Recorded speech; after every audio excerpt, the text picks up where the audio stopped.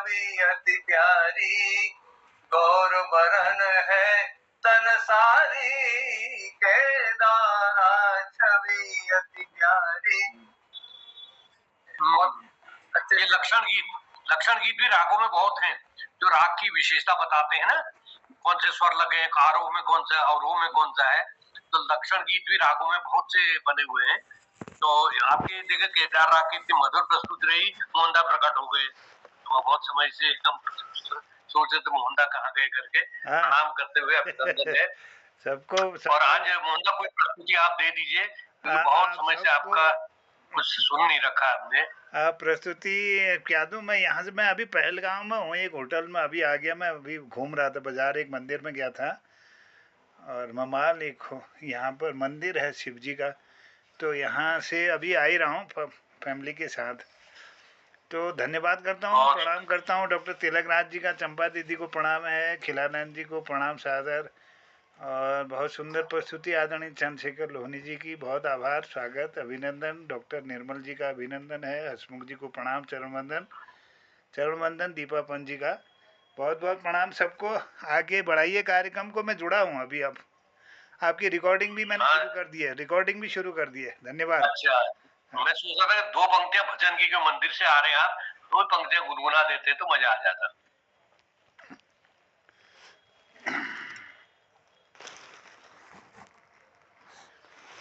चलिए, तो मैं आपको प्रभु मोरे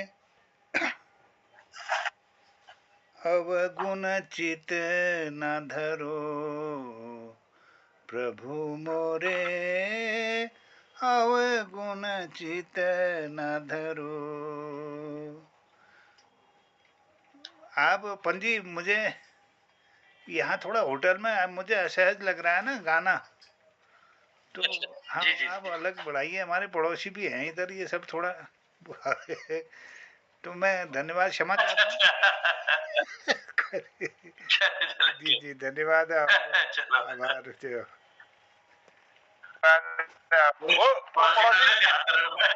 पड़ोसी कमरा छोड़ के थोड़ी भागेंगे यार। नहीं ठीक है वास्तव में कुछ आगे बढ़ाते हैं, आगे बढ़ाइए। मैं 2 पंक्तियां मैं अपने पिताजी की कविता की आज दे रहा हूँ, ये मिला मुझे। अब मैं हमारे खिलानंद सर को आमंत्रित कर रहा हूँ 2 पंक्तियों के माध्यम से। मृत्यु भय लिखा है पिताजी ने एक। मृत्यु का अनुभव हम कर पाते नहीं, आश्चर्य है कि मौत से डरते हैं। मृत्यु का अनुभव होता है कैसा, रहस्य यह ले जाते साथ ही जो मरते हैं। मृत्यु लोक से तो कोई लौटता नहीं जो मृत्यु के अनुभव सुना सके। तब मौत का डर है केवल एक कल्पना, और सच क्या है समझ में न आ सके। मृत्यु है एक चिर निद्रा जिसमें हम जाग पाते नहीं, नींद न टूटने का भय क्यों करें जब दुनिया में लौट आते नहीं। तो इन पंक्तियों के माध्यम से मैं आदरणीय खिलानंद सर का आह्वान कर रहा हूं। स्वागत है खिलानंद सर। ढूंढ रहा हूँ, ढूंढूंगा, कुछ शब्द लिखूंगा। स्वागत ये तो नहीं, ठीक है सर। एक सर ऐसा है कि एक छोटी सी अपनी मूर्खता पर सुनाऊंगा, फिर जरा एक भजन टाइप पर क्या उसको दोनों सुना सकता हूँ मैं, यदि आज्ञा हो। क्यों रोता हूँ अपना आपा खोता हूँ, क्यों रोता हूँ अपना आपा खोता हूँ, जानता हूँ फिर भी रोता हूँ। मैं जानता भी हूँ, मानता भी हूँ, जो गया सो गया, कोई लौट के नहीं आया, फिर भी रोता हूँ शिशक कर बिलक कर अपनी मूर्खता पर, फिर भी तड़पता हूँ। दुनिया आनी जानी है, जो आया जाता ही है, फिर कैसा आश्चर्य है अपने पर सोचता हूँ। जब जानता हूँ तो क्यों दुखी होता हूँ, माया का बंधन है, ये लगाव दुखी देता है। लोग कहते हैं आप तो ज्ञानी हैं, लोगों को ज्ञान देते हैं। मैं सोचता हूँ ज्ञानी हूँ, जानता हूँ, मानता हूँ, मगर दूसरों के लिए मन को अपने बांध नहीं पाता हूँ। मैं मन को अपने बांध नहीं पाता हूँ। मन ही दुख का कारण है और मन ही सुख का। लोगों के समक्ष दृष्टांत खोद कर लाता हूँ। यार मैं तो साधारण लोगों में आता हूँ। भगवान स्वयंभू शंकर भी तो सती के मरने पर मृतदेह के प्रति मोह में पड़कर भटक भटक कर बावड़ा बनकर सबको उठाकर रोए, तो हम साधारण लोगों को उस गिनती में न गिन। प्रभु को बचाने सुदर्शन चक्रधारी पधारे, हमें बचाने क्यों न कोई सिधारे। रो मत, अपना आपा खो मत, दुनिया को ऐसे ही देखो, ऐसे ही देखो और दिखाई पड़ती रहेगी। ये तो है गुरु। अब एक छोटा सा वो सुना देता हूँ। रोने दो मुझे रोने दो, मैं भजनी वाला इसको।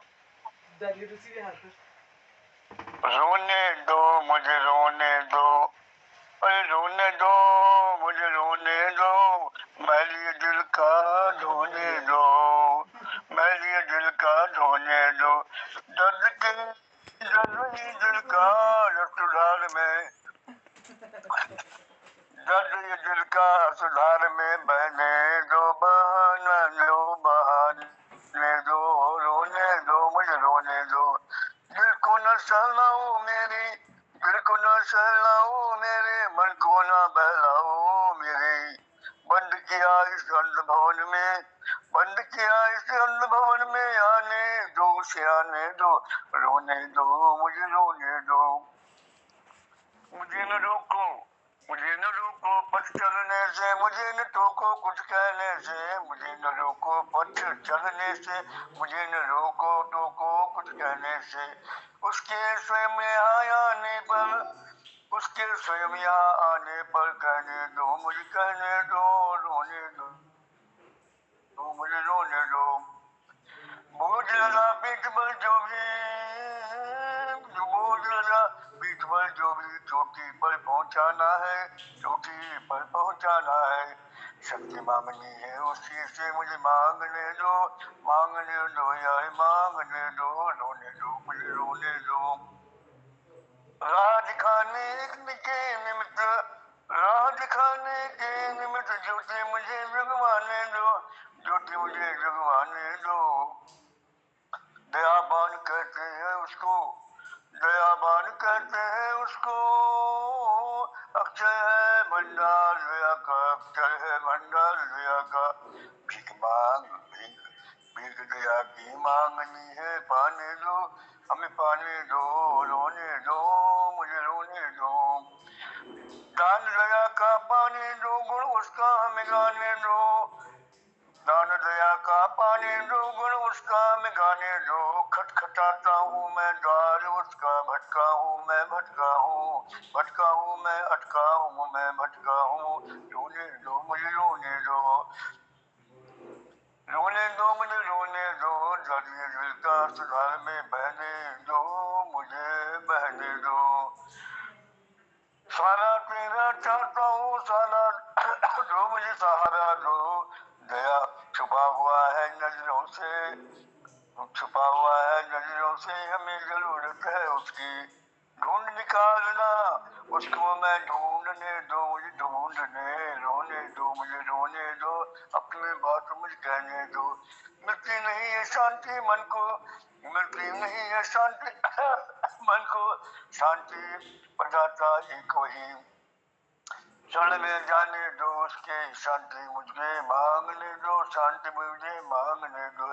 दया के झंझटों में मुझे न यारो लगता हो, दुनिया के झंझटों में मुझे न यारो लगता हो। क्षण में उसके जाने दो, जाने दो मुझे जाने दो, रोने दो मुझे रोने दो, दिल का कहने दो। दर्शन की लालसा खिला के, दर्शन की लालसा खिला के, दर्शन मुझको पाने दो, दर्शन मुझको पाने दो। करुणाकर है मालिक मेरा, दया मुझको पाने दो, अरे दया मुझको पाने दो। होने दो, मुझे रोने दो, मेरा दिल का धोने दो, दर्द दिल का सुधार में बहने दो, बहाने दो, बहने दो, बहाने दो। बस यही पंक्ति के साथ मतलब को समर्पित करता हूँ और क्षमा मांगता हूँ। धन्यवाद। बहुत बहुत धन्यवाद। आपने आज तो दोनों किस्म की लौकिक और लौकिक विरह अलौकिक विरह दोनों का एक समायोजन किया। पहली रचना में आपका लौकिक विरह था, दूसरी रचना में अलौकिक विरह। जरा माइक भी आप आइयो माइक खिलाना सर, माइक जरा धन्यवाद। तो बहुत सुंदर आपकी रचना में इतना गांभीर्य होता है, उसी में आदमी खो जाता है कुछ पल के लिए। क्योंकि अभी आपने पहले लौकिक विरह में जैसे संसार से विरक्ति और अपने उस पे जो यथार्थ है उस पर अपनी विवशता और जिसको मूर्खता आपने कहा है वो व्यक्त की है कि हम लोग जानते हैं सबको एक दिन चला जाना है, सब नश्वर है, लेकिन फिर भी मन के जो अंतरंग में जो स्मृति पटल है हमारा, उसमें किसी की स्मृति जुड़ जाती है तो उसके पार्थक्य में जो दुख होता है, दुख का आभास होता है, स्वाभाविक है, वो ऐसा बना दिया गया है। और दूसरी रचना में आपने ईश्वर को प्राप्ति करने का जो बताया है और उसके लिए रोना, तो कबीर ने भी कहा था कि मतलब कुछ ये कहा कि रोते रहे रात, मतलब जागते रहिए और रोते रहिए लगातार, और रात दिवस आप जागते रहिए, उसे पुकारेंगे तो एक दिन वो पुकार सुन लेंगे। वहां भी वही है, ईश्वर के लिए भी उस विरह में सांसारिक विरह तो कुछ नहीं है, फिर वो हाथ से जो गया, लेकिन ईश्वर के लिए जो विरह, जो तड़पन है, उसमें अगर आदमी व्याकुल होता है वो बहुत पराकाष्ठ है, उसकी जो चरम बिंदु है वो बहुत बड़ी उपलब्धि का है। तो ऐसे भाव बहुत सुंदर। और तो आगे हम पढ़ते हैं, हम हमारे पिताजी की दो पंक्तियों के माध्यम से मानव लघुता एक लिखा था, उनकी दो पंक्तियां उसमें से दे रहा हूँ। मानव कितना छोटा प्राणी, दम्भ भरा कैसा अभिमानी, सोच रहा जीत लिया मैंने जग सारा, विजयी हुई सर्वत्र में कहीं न हारा, पर छू सका है क्या वह जग की सीमा, समझ सका है क्या कर्ता की महिमा, हर अणु अपने में एक सृष्टि छिपाए, रहस्य ढूंढता मानव दृष्टि टिकाए, जोड़ तोड़ अणु का भले ही कर पाया है, जोड़ तोड़ अणु का भले ही कर पाया है, क्या एक नया अणु खुद दे पाया है। ये मानव की लघुता है। तो इसको समर्पित कर रहा हूं मैं हमारे पटल के हास्य के बिंब हमारे गिरिराज की स्वागत है, प्रणाम। बहुत बहुत धन्यवाद निर्मल जी। अपने पिता की कृतियां हमारे सामने ला करके बड़ा गदगद कर दिया, बहुत सुंदर कृतियां हैं, बड़ा आनंद आता है। अब मैं अभी हमारे राजू ने एक कविता पढ़ी थी, गीत कवि लिखता है जैसे पीड़ा को विस्तृत करने को। एक पीपल का पेड़ जो अन्य वृक्षों की जो पीड़ा है उसको विस्तृत करने के लिए क्या कहता है कि आपने मेरे पतझड़ वाली कविता में प्रकट पराग से पतझड़ वाली कविता में आपके सामने प्रस्तुत कर रहा हूँ, सुनिएगा। याद है मुझको बचपन अपना, याद है मुझको बचपन अपना, माँ ने एक पाठ पढ़ाया था, गांव के हर बच्चों ने घर घर एक एक पेड़ लगाया था, एक एक पेड़ लगाया था। हम जितना बढ़ते थे उम्र में दुगने हुए वृक्ष पनपते थे, हम जितना बढ़ते थे उम्र में दुगने हुए वृक्ष पनपते थे।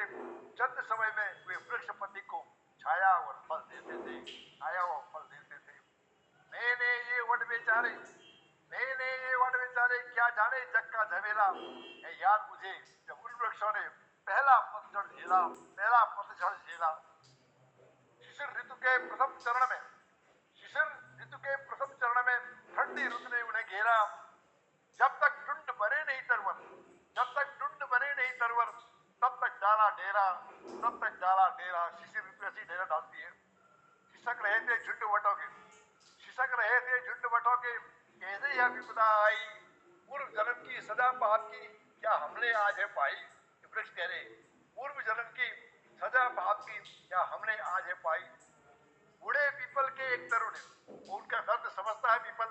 सियाने जो घर के होते हैं, जैसे पीपल सियाना है, पीपल और वर्ग सियाने माने जाते हैं।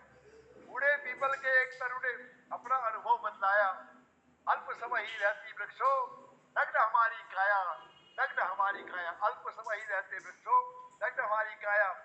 ऐसे ऐसे दीन दशा पर अपना, ऐसे दीन दशा पर अपना धैर्य बनाए रखना। बार बार आते हैं ऐसे तूफानों से तुम ना डरना, तूफानों से तुम ना डरना। ऐसी ही जीवन लीला है, कुदरत परिवर्तन लाती है। ऐसी ही जीवन लीला है, कुदरत परिवर्तन लाती है। हम वृक्षों की देखे मिसालें जन जन को पाठ पढ़ाती है। हम वृक्षों को दे दे, हम वृक्षों की दे दे के मिसालें जन जन को पाठ पढ़ाते हैं, जन जन को पाठ पढ़ाते हैं, जन जन को पाठ पढ़ाते हैं। बहुत बहुत धन्यवाद। बहुत बहुत धन्यवाद, बहुत बहुत आपके तो सब बहुत सरल शब्दों में और विषय वैविध्य को समेटे हुए आपकी रचनाएं बहुत मन को छू लेती हैं, बहुत सहज भाव से। बहुत सुंदर। प्रणाम करते हुए आगे बढ़ते हैं। दीपा दीदी को उनके मधुर कंठ के लिए बुलाता हूँ। पिताजी की एक सावन की रिमझिम गीत से, गीत की बोल से। बरसन लागे में हारिम जिन, गरजे रह बदरा।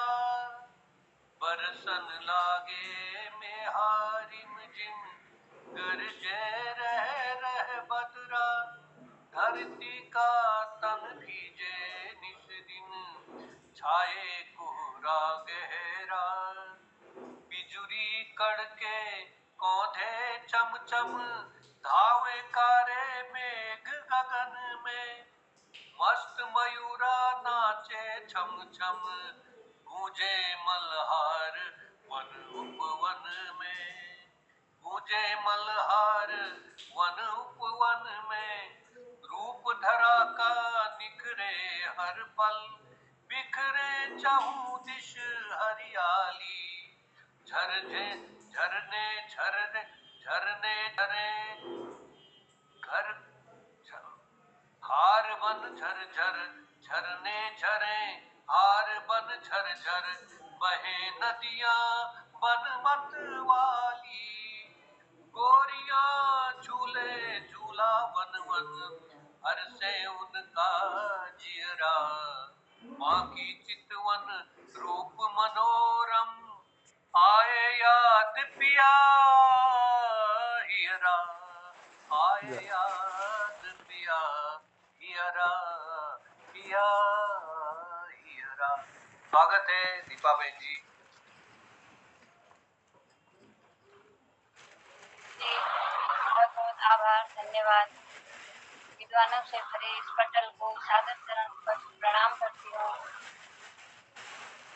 आज आप लोगों के सामने 1 घंटे का समय एक कविता लिखना चाहिए। मैंने कलम में इतनी शक्ति तो नहीं कि पटल के बारे में कुछ लिख पाऊँ, लेकिन थोड़ा बहुत जो कोशिश की है आप लोगों के सामने प्रस्तुत कर रही हूँ। उसका शीर्षक है 1 घंटे का समय। इस पटल के सभी विद्वान और विदुषी लोगों को, इस पटल के सभी विद्वान और विदुषी लोगों को आपके चरणों में वंदन हमेशा करूं मैं प्रणाम सभी को। उच्च कोटि का संचालन विद्वानों से भरी टोली, उच्च कोटि का संचालन विद्वानों से भरी टोली। एक गाता और एक सुनाता अपनी अपनी मीठी बोली। उच्च कोटि का संचालन विद्वानों से भरी टोली, एक गाता और एक सुनाता अपनी अपनी बोली। कोई करता कविता पाठ, कोई गीतों का अभ्यास। कोई करता कविता पाठ, कोई गीतों का अभ्यास। कोई वाह वाह करते करते कर देता सागर से पार। कोई वाह वाह करते करते कर देता सागर से पार। कोई कुमाऊनी, कोई गढ़वाली और कोई जौनसारी। कोई कुमाऊनी, कोई गढ़वाली और कोई जौनसारी। कितना सुंदर पटल सज जाता, कितना सुंदर पटल सज जाता, तीनों भाषा जब मिल जाती। कितना सुंदर पटल सज जाता तीनों भाषा जब मिल जाती। कितना सुंदर कितना प्यारा 7 से 8 का समय हमारा। कितना सुंदर कितना प्यारा 7 से 8 का समय हमारा। निस्दिन ज्ञान बढ़ाने वालों सबको बहुत आभार हमारा। निस्दिन ज्ञान बढ़ाने वालों सबको बहुत आभार हमारा। छोटा सा यह समय हमारा लगता सबको बहुत ही प्यारा। छोटा सा यह समय हमारा लगता सबको बहुत ही प्यारा। समीक्षा और चुटकुले से ही हर्षित होता मन हमारा। समीक्षा और चुटकुले से ही हर्षित होता मन हमारा। सबको महान बताने वाले स्वयं होते हैं बड़े महान। सबको साथ लेकर चलने वाले स्वयं होते हैं बड़े महान। तेज चमकता मुख में ऐसे जैसे हो कोई संत महान। तेज चमकता सा मुख में ऐसे जैसे हो कोई संत महान। बहुत बहुत आभार, धन्यवाद। बहुत सुंदर दीपा बहन जी, आज आपने एक अलग किस्म का प्रयोग सुनाया है और हम ले चलते हैं डॉक्टर तिलक राज सर के पास आज की समीक्षा के लिए। स्वागत है, अभिनंदन है। धन्यवाद डॉक्टर साहब। आज की समीक्षा तो हमारी बहन दीपा ने ही बहुत कुछ कर दिया है, तो मेरे को कुछ कहने को शेष रहता ही नहीं है। तो हमारी बहन की उपस्थिति भी बहुत मनमोहक और बहुत आकर्षक है। उनकी शालीनता और उनकी वाणी में अमृत घुला हुआ है और शालीनता में हमारे समाज की विशेषताएं बड़ा अच्छा लगता है। की आवाज ये हमारे संस्कारित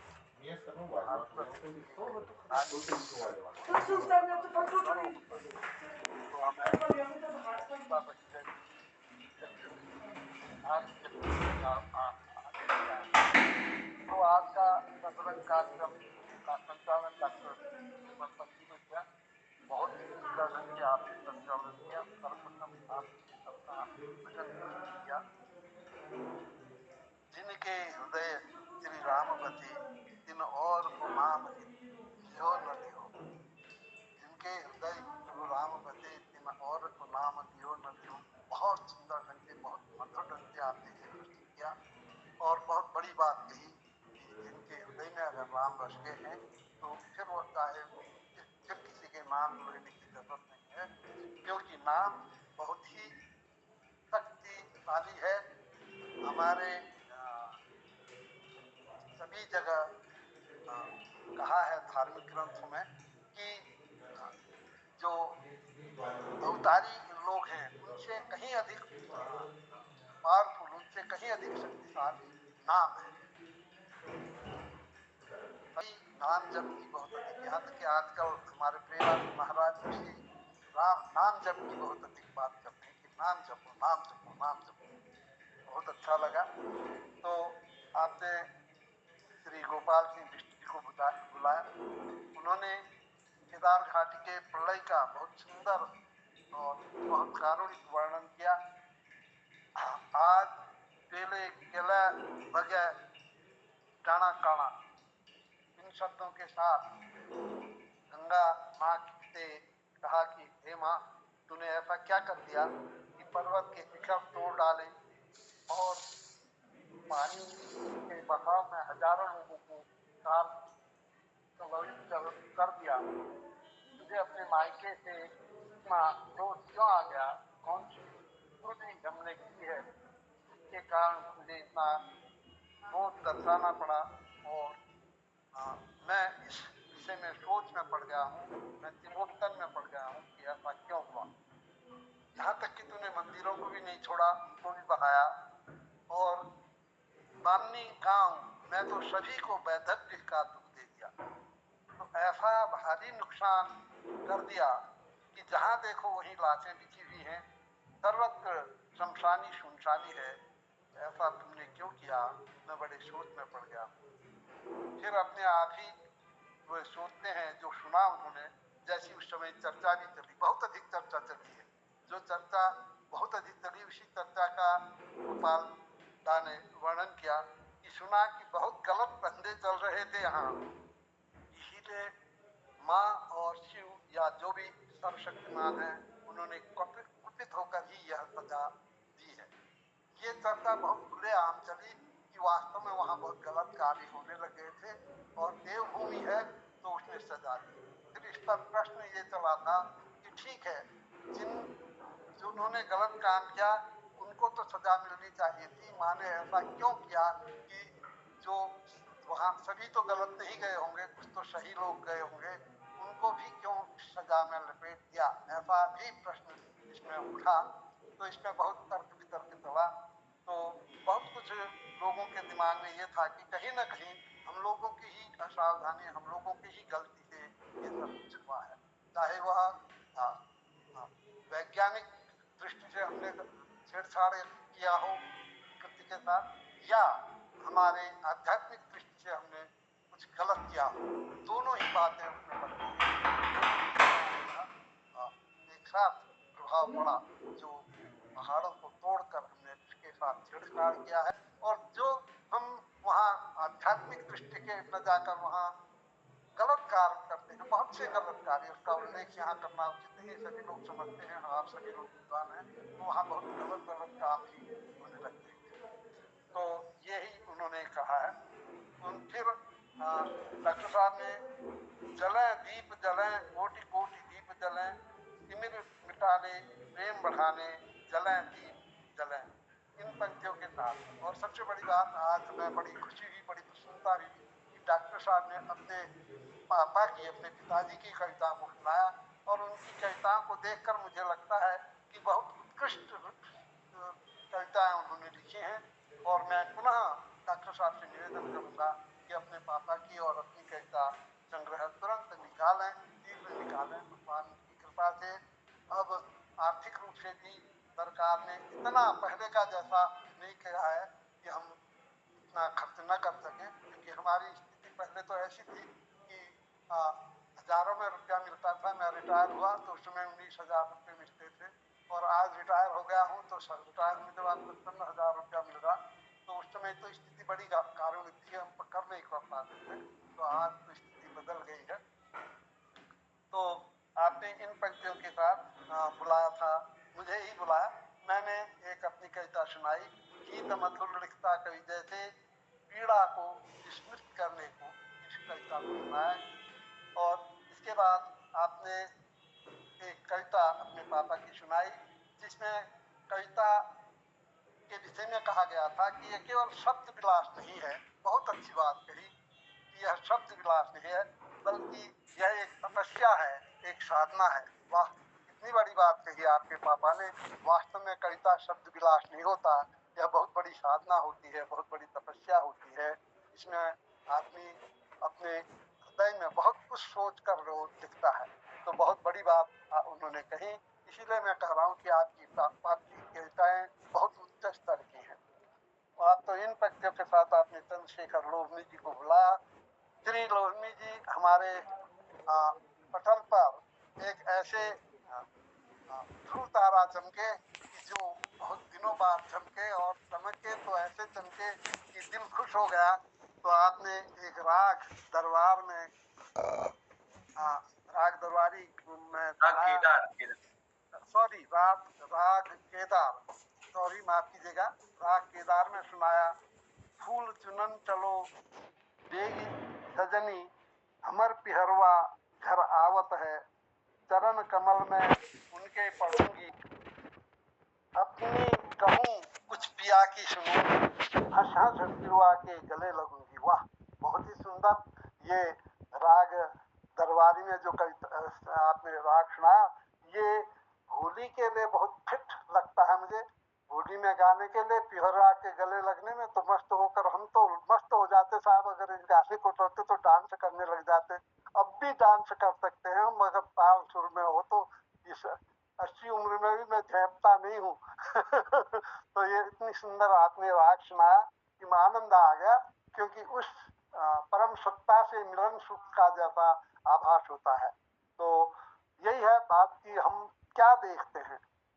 कोई होली में गंदगी देखता, हम उसमें देखते हैं कि ये जो अनंत सत्ता का जो प्रेम वाला पक्ष है कृष्ण का, वह हमें दिखाई देता है। किसी ने कहा था, मुझे बहुत अच्छा लगा, कि कृष्ण तो 16 कलाओं से पैदा हुए थे और राधा 64 कलाओं से पैदा हुई थी। अगर कृष्ण जी 64 कलाओं से पैदा हो जाते तो फिर संसार में प्रेम ही प्रेम होता। जो महाभारत युद्ध था वो नहीं हो पाता, और उसका होना जरूरी था। संसार में बहुत विकृतियां पैदा हो गई थी, तो उसको नष्ट करना जरूरी है।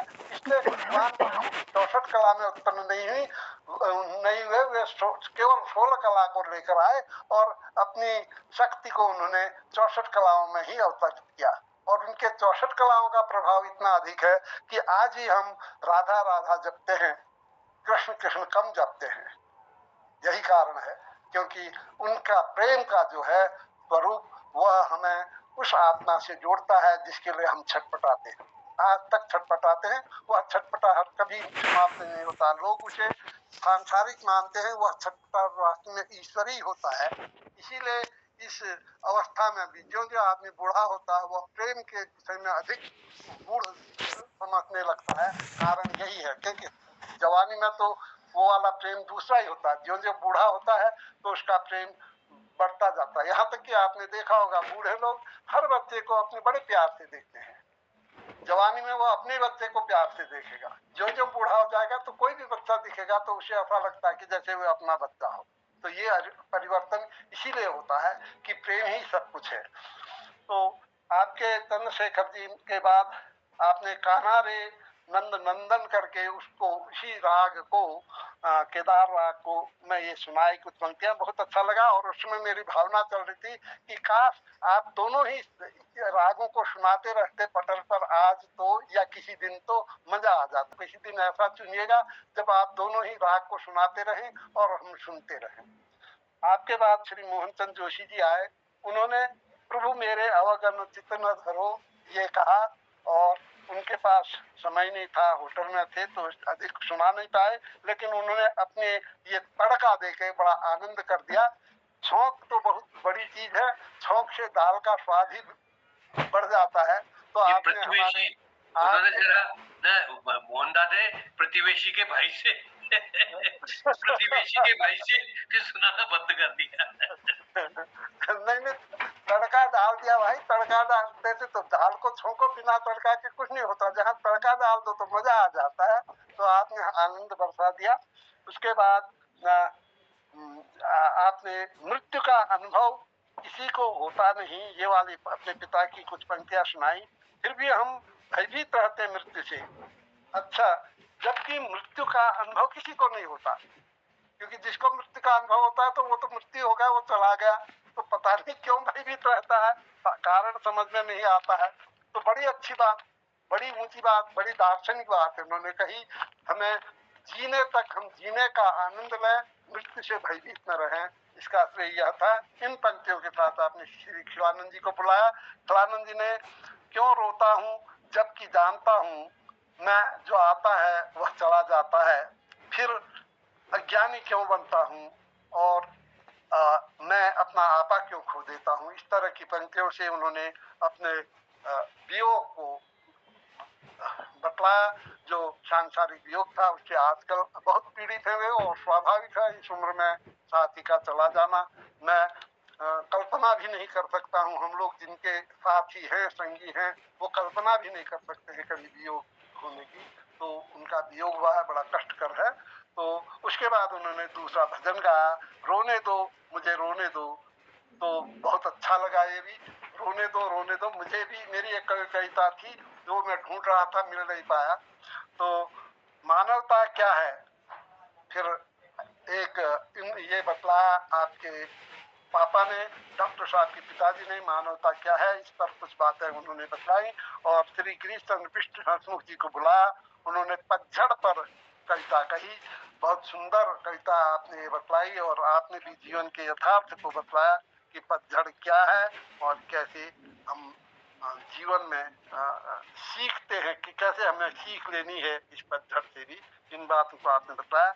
और उसके बाद आपने बरसन लागे नेहा रिमझिम अपने पिता की इन पंक्तियों के साथ गीता बहन को बुलाया। गीता बहन ने पटल की विशेषताओं पर प्रकाश डाला। धन्यवाद बहुत बहुत। मेरा कुछ लंबा हो गया, क्षमा करें। बहुत सुंदर, बहुत सुंदर। आपकी समीक्षा का तो ऐसा रहता है कि उसको सुनते रहो, उसके बिना पटल का पूरा सार मिलता ही नहीं है, क्योंकि टुकड़े टुकड़े में सुना फिर पश्चिमुख और पृष्ठमुख दोष जो है ना, आगे का सुना तो पीछे का भूल गए, पीछे का सुना आगे का, तो वो वाला जो है। लेकिन आपका जो ये काल चिंतन है और जो आपका ये समीक्षा है, इसमें सारा निचोड़ आ जाता है। तो अपने क्या पहले सुन करके भूल गए, वो सब आप उसको करते हैं, और इतनी बढ़िया समीक्षा उस अवस्था में भी आप उसको नोट करते हैं और उसको व्यक्त करते हैं। तो बहुत अच्छा उसका आ जाता है साथ पूरे पटल का। बहुत सुंदर, बहुत बड़ा करते हुए और मोहनदा को ले चलते हैं, मोहनदा आगे बढ़ाते हुए हमारे गिरीश दाजी को आमंत्रित करें। मोहनदा आवाज आ रही है? मोहनदा का शायद नेटवर्क दिक्कत हो रही है, तो चलते हैं पटल में। मोहनदा आवाज आ रही है? आदरणीय अब आपके जी धन्यवाद। अंतिम कार्यक्रम की अंतिम प्रस्तुति हाँ की ओर धन्यवाद, जाते हैं। बहुत सुंदर, आवाज बहुत आभार। मेरी आवाज़ आप तक पहुंच रही है? जी जी जी, बहुत धन्यवाद हाँ, आदरणीय। पहुंच रही है। बहुत आभार। बहुत सुंदर प्रस्तुतियाँ हो रही हैं और आप सब ने कृपा करके इस पटल को गुंजायमान रखा है। और मैं अभी 19 तारीख तक बाहर हूँ। आज पहलगाम में हूँ, कश्मीर के पहलगाम में 2-3 स्पॉट आज मैं घूमा हूँ उधर, और एक मंदिर में भी गया। कल श्रीनगर रहूँगा, परसों कटरा, फिर वैष्णवी देवी, फिर अमृतसर, फिर घर को आ जाऊँगा देहरादून होते हुए। ऐसा प्रोग्राम है, 19 तक पहुँचूँगा। तो आप कभी नेट नहीं चलता है, कभी कई स्थितियाँ हो जाती हैं, तो मैं क्षमा चाहता हूँ इस बीच बाधा के लिए। और आपको धन्यवाद करता हूँ, सबका चरण वंदन करता हूँ। आदरणीय खिलानंद जी का, डॉक्टर तिलक राज जी, चंपा दीदी, डॉक्टर निर्मल सर, हसमुख जी और हमारे लोहनी सर, आदरणीय दीपा जी, बहुत धन्यवाद आप सबको। प्रणाम करता हूँ। सुंदर संचालन के लिए आभार डॉक्टर निर्मल जी का। समीक्षा और आशीर्वाद देने के लिए डॉक्टर तिलक राज जी का विशेष आभार। सबको प्रणाम, आभार। और हसमुख जी का आशीर्वाद ले लेते हैं, एक चुटकुले के साथ समापन की ओर ले जाने की कृपा करेंगे। अभिनंदन है, बहुत बहुत प्रणाम। बहुत धन्यवाद मोहन जी। टाइम ज्यादा हो गया, छोटा सा एक चुटकुला सुनाता हूँ आपको। रमदा चल अपन बाजू कोणो कि कोणो बाजू चल ज्यादा समझदार हो सी या बाबू बाजू को यार चला कस बात करने से जग जाहिर से बाबू लोग बाबू मैं बाप ज्यादा अनुभवी होनी, बाबू ज्यादा समझदार होनी। वो चल कोणो अमेरिका खोज कोलंबस बाजू की लेडी करे हो। अमेरिका खोज कोलंबस बाजू की रेडी कर, झंड कर दे झंड। क्या बात है, वाह, बहुत बढ़िया। धन्यवाद आदरणीय हसमुख जी। सबको आभार प्रणाम करते हुए कहता हूँ शिवरात्रि, जय हिंद, जय उत्तराखंड। सब नमस्कार। जय शिवरात्रि। शिवरात्रि।